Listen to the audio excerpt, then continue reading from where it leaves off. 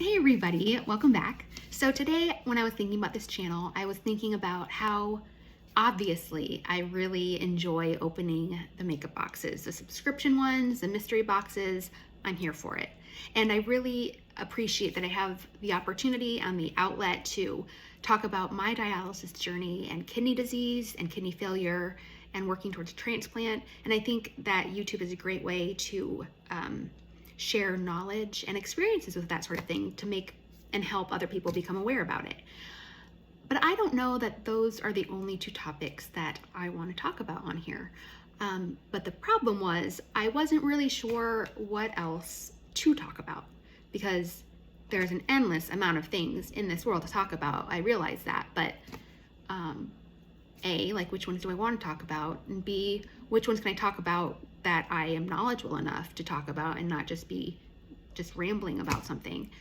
And I talked to one of my sisters about it, and she said, well, why don't you just talk about one of your hobbies? And that's a great idea. And I thought, I don't know what my hobbies really are. And then it hit me like in the head, like not literally, but it was just like, oh my gosh, duh. I know exactly what I want to talk about. So I absolutely love learning about the presidents of the United States. And one of my bucket list items, I have two pertaining to the presidents. One of them is to read a biography on every president. And this stems back to a 10-year-old me. I'm gonna preface the rest of this video with, this is not at all gonna be a political video.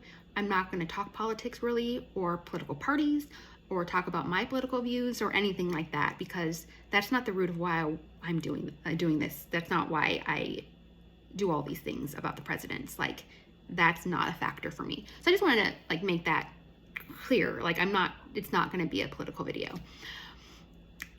But so one of the things is I want to read a biography on every president. And so back when I was 10, I was in 5th grade. And like every other winter in Nebraska, it got very, very cold. And when the temperature hits a certain wind chill or a certain temperature, it is too cold to let children play outside for the 15 or 20 minutes of recess. So my elementary school, I'm not sure about every elementary school, but mine, we had kind of like a corner where there were shelves that had some games on it that you could play like in indoor recess or during free time. And that year, my best friend Abby and I, we found this box of flashcards. So the flashcards, they were larger than playing cards. They're probably about like that high, you know. And they were just flashcards of the presidents of the United States. I know, we were very cool. And it went all the way up to the first Bush president. Because I was in 5th grade, and at that time Bill Clinton was president, and they hadn't gotten to Bill Clinton yet to make him a flashcard. Anyway, these flashcards were two-sided, and one side was just like a drawing of the president, like a picture. It wasn't a caricature because it wasn't like exaggerated, but it kind of like felt sort of like the art was kind of like a caricature, I don't know if that makes sense or not. And then the back was, you know, like what president it was, when they were president, their birth date, when they died, a little bit maybe about their family, and just maybe just a couple random facts about the presidents. And we spent that whole winter memorizing these cards. So by the end of winter, like we would hold them up to each other and it'd be like, oh, Franklin Pierce, oh, John Tyler, that's William Henry Harrison, Rutherford B. Hayes, George Washington, Thomas Jefferson. Like we had them down. And after that winter, like never saw those cards again, never played that game ever again. But for the rest of my life, I have just been interested in just little random tidbits of the presidents that I come across in my life. And yeah, some of it is me looking into my search engine and typing interesting trivia about presidents, or who are the top ranked presidents of America. You know, but happenstance, I just learned knowledge about the presidents. And so about 4 years ago or so, I was kind of at more of a low point of my life. My health was suffering, and so my job was difficult. I had just I just had a rough breakup, and I just needed something to distract my mind. And so I put more thought into this idea that I had, and I decided to go for it, and that is reading a biography on every president. So the first one that I read a biography on was Ronald Reagan, and that is simply because he was president when I was born. And so in my mind, it made perfect sense to start with him. I didn't know much about Ronald Reagan except like he was president when I was born and like the Berlin Wall. There's so much more about Ronald Reagan that I learned in this biography. I don't remember who wrote it or what it was called. I mean, part of it was called, Ronald Reagan, but it was great. And I learned about, where he was born and where he grew up and, what he did before he became president, like when he went to college, and then he was an actor. He was in like 50 some odd movies, guys. I didn't realize he was, in that many movies, and then I learned more about, like his wife, Nancy, like he was married once before. I didn't know he was married before Nancy, and that was news. And I also learned that he kept a little jar of jelly beans on his desk in the Oval Office. And in my mind, I was just like, what a normal thing for this man who was sitting in the Oval Office of the White House in Washington, D.C., the capital of the United States of America. Like he just has a dish of jelly beans on his office desk. And that just, I don't know, it just made me smile. So after I was done with Reagan, I was like, all right, so am I just going to continue forward on and then like, go through like the Bushes and Clinton and Barack and all that. And I thought, first of all, I'm going to come to present day pretty quickly if I do that. And second, like those presidents are so recent, I don't know that the best biographies about them have yet been written. So then I thought, I'll just popcorn it and I'll just choose random presidents to read biographies about. And I thought, I live in Missouri, so I'll read Harry Truman's next because he was from Missouri. But before I started that, I had a lot of thoughts. I thought, you know what? I'm going to make this into an actual like American history lesson for myself. So I'm just going to start back at the beginning and just read chronologically in order the presidents. And so that's what I did. I went and I looked up which biography to read about George Washington, and off to the races we went. Because interestingly, like I'm not the only one who decided to read biographies on all the presidents. So there are lists out there that have like the top like 3 biographies of each president to read. And I really have helped. I've used that to help me navigate which ones I'm going to read.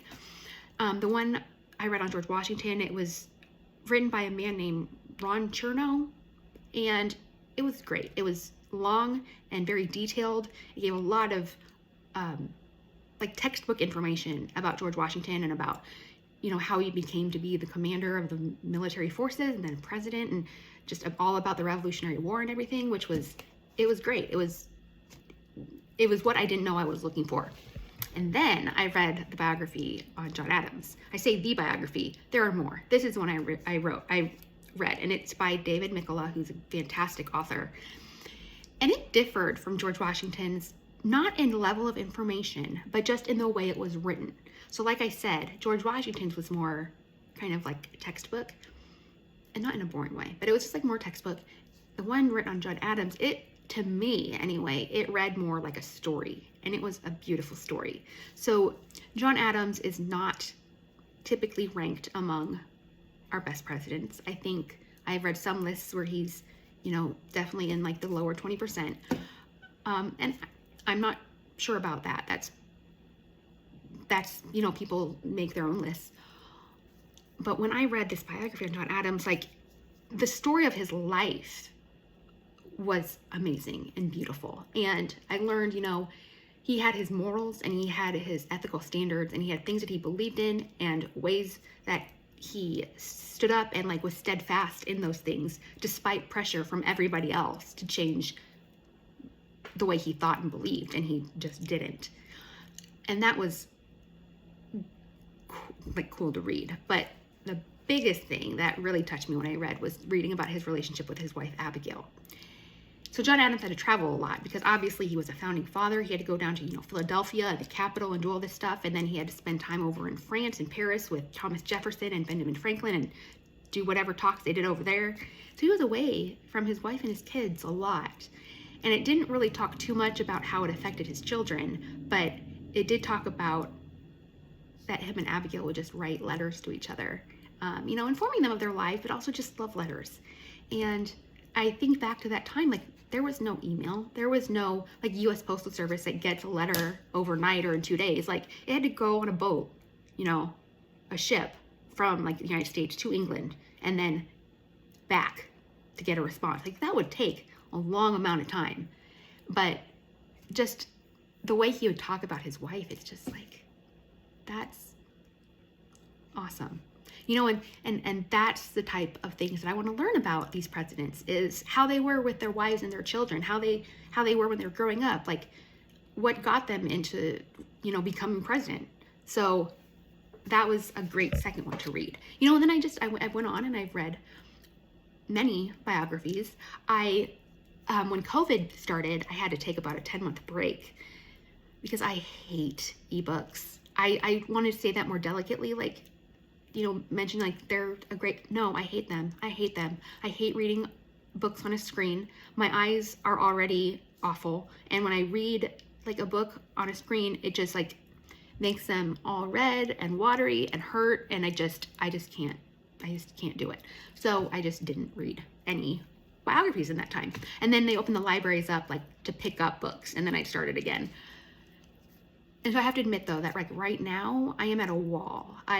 My next president is Theodore Roosevelt, and I just cannot get it. I cannot get started.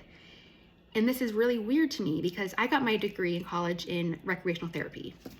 And we had a couple classes that were really big and heavy on like the starting of like the park system and the forest system, the forest system, national parks and forest systems in America.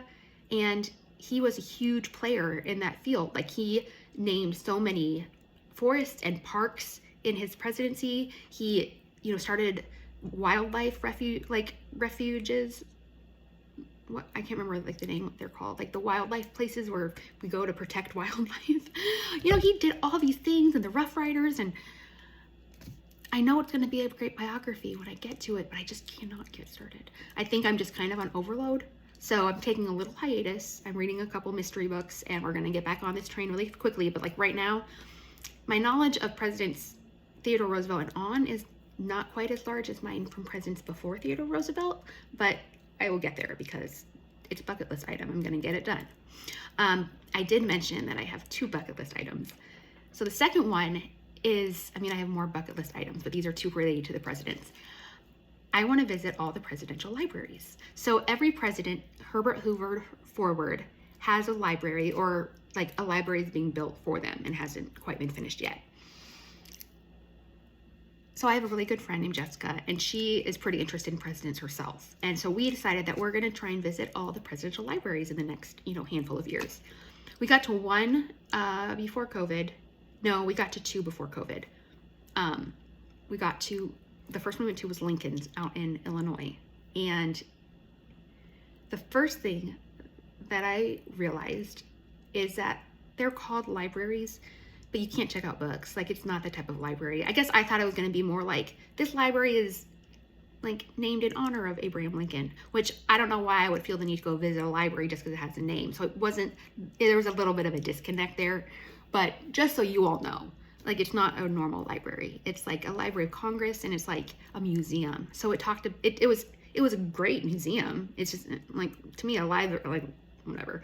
But it had, duplicates of like the log cabin that he was born in and was raised in. It had scenes from the Civil War. It had, setups of like his office, like his Oval Office, and the president's like quarters and all those things, and like wax people of the Lincoln family. It was great. I thoroughly enjoyed it. And they had a gift shop there because, of course, they have a gift shop. And I found one of the best purchases of my life. I have a couple of them here that I'm going to be showing you, and this is the first one. They had this book, Presidential Trivia. I have this on my coffee table, and sometimes I'll have friends over, and I'll just be like, hey, random fact.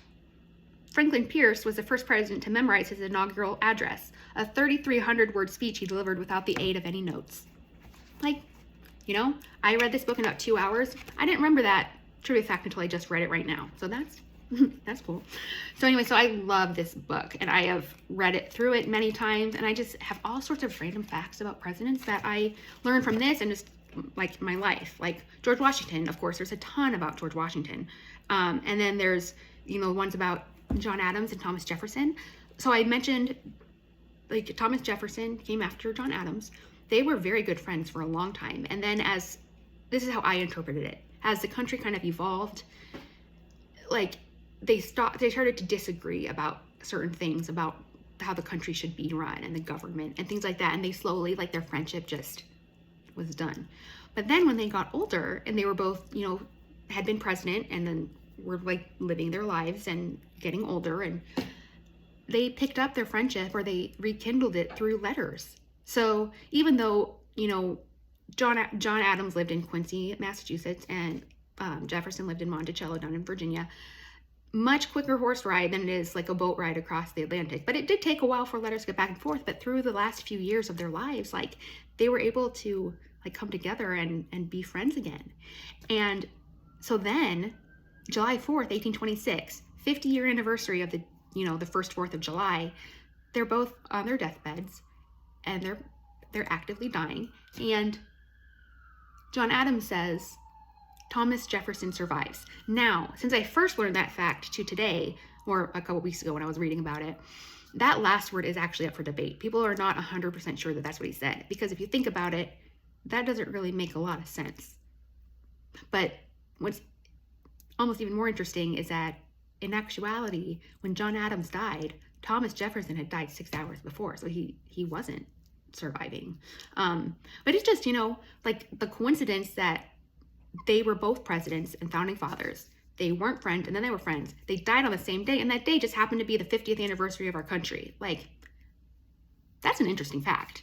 But yeah, so George Washington. So he was the first person. I don't know if he was the first actual, like, anything on a postage stamp, but he was the first person on a postage stamp, which makes sense. He's the father of the country. I think that that's very fitting. He also is the only president that has ever been unanimously voted by the Electoral College to be president. Twice. There has been one other person that almost was unanimous, and that's James Monroe, and he was our 4th president. And he would have had the unanimous Electoral College vote, but the electorate from, I believe, New Hampshire was like, you know, that should be an honor strictly held by George Washington. So he changed his vote from yay to nay. And since then, we haven't had any president be unanimously elected by the Electoral College. And I think it's well known that George Washington served 2 terms. So for the longest time, that was a precedent. Like, no other president was going to serve more than 2 terms. Then we had FDR. And FDR was elected 4 times and passed away during his 4th term. So after FDR passed away, the 22nd Amendment was made, and that limited the terms of the presidency to 2 terms. So another interesting fact is that Grover Cleveland was president for 2 terms, but he was president for 4 years, not president, and then he was president again. And I just think that's really interesting. It's like, his biography was interesting as all the other ones. You know, like, he got voted out of office, and then some people were like, we're not sure we like this new president. Why don't we get this other guy back for another 4 years? So, but fun fact, maybe a little embarrassing, is that, so Grover Cleveland was president right after Chester Arthur. I have a very hard time remembering that it's Grover Cleveland that served the 2 non-consecutive terms, and I figured out why a while ago. So when I think of Grover Cleveland, I think of Grover, like the Muppet character. When I think of Chester Arthur, I think of Alvin and the Chipmunks. I don't know why. That's just what happens. And in my head, they're both just like childlike characters. So they're just interchangeable in my mind. And I'd say about 70% of the time I'm right when I say Grover Cleveland, but I do second guess myself, and sometimes I do say Chester Arthur. And I bet you that not a whole lot of people would know that I'm wrong, but I know that I'm wrong. So I'm working on it. So that's Grover Cleveland for you. Grover Cleveland for you. Okay. So there's a couple other presidents I want to touch upon. One of the most interesting ones that I've learned about is John Tyler. So John Tyler, he was like 10th or 11th president. He was president around like 1840-ish. Yeah. So he was born when George Washington was president. I think he was born in 1798, 1799-ish. I say ish, I should have looked this up, but this is just random knowledge in my head. And he became president, you know, when he was about 40, 45. So he was born, we'll just say around 1800. His last daughter was born, I don't know when his last daughter was born. His last remaining child died during the presidency of Harry Truman, because John Tyler, and this is one of the reasons I always wanted to learn about him, because on the flashcard it said he had 15 children. I grew up in a family of 5 kids, and that was a lot. So I can't imagine growing up as one of 15. But yeah, so she died during Harry Truman's presidency. But that's not even like the end of it. John Tyler, president in the 1840s, his last surviving grandson is still alive. I looked this up a couple days ago. Still alive. He's over 100, but he is still alive. I just think, like, that span, like, that's amazing to me. I can't even, that's amazing. I'm not done with John Tyler yet, though. So, on a completely separate note, so John Tyler was president. 20 years later, he joins the Confederacy. And when he dies, he requests that his casket be buried covered with a Confederate flag. So during his biography, it was noted that John Tyler believed in slavery and all that thing. So it might not have been that surprising that he joined the Confederacy. But I don't know, when I read that, I was like, he like in the book that I read, well, and in this trivia book, it said something about it, like he's the only president that was like, died as like an enemy of the United States of America. I'm like, that John Tyler guy, like he just keeps blowing me out of the water with facts about John Tyler. So that's John Tyler. I think he's pretty interesting. From memory, I don't think he was that great of a president, but I could be wrong about that.